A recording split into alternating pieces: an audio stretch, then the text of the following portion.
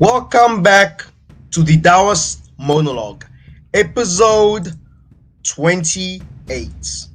Who influenced Mike Tyson's way of fighting?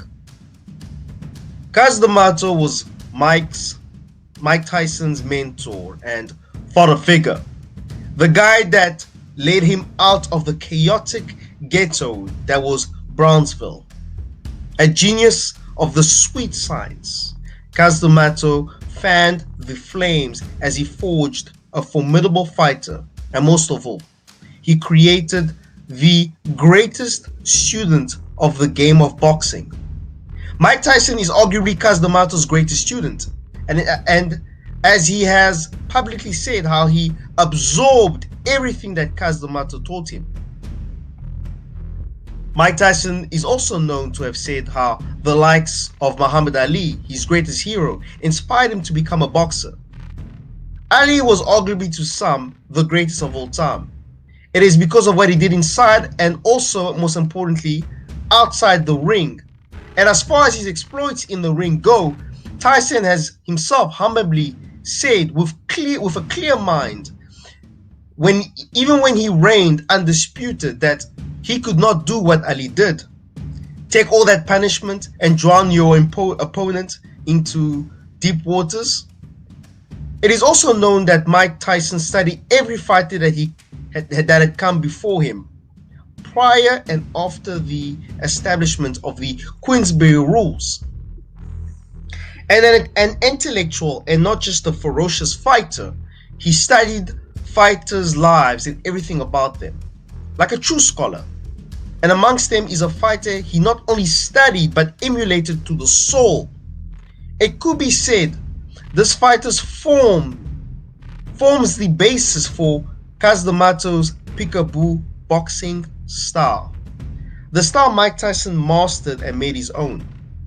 This fighter is the great Jack Dempsey, who was a heavyweight champion, and just like Mike Tyson, he was known to drop bombs that echoed into the nightmares of his fallen adversaries. A man who, like Mike Tyson, would bob and weave his way through his opponent's defenses and assault them to a knockout. He would square up with both hands like in the peekaboo style. His gazelle punch, a trademark Mike Tyson would use, mixing it up with hooks or angular uppercuts as he would twist his body for devastating momentum. For example, when an opponent would throw a jab, Mike would step to the side, bobbing as he cocked up his punch, coming up with a devastating hook. This was something Jack Dempsey did. It is even said that the reason fighters had to move away from their fellow adversaries when their fellow adversaries were knocked out was to allow the countdown was because of Jack Dempsey. They say his punches were filled with rage. No, it was simple, deadly intent.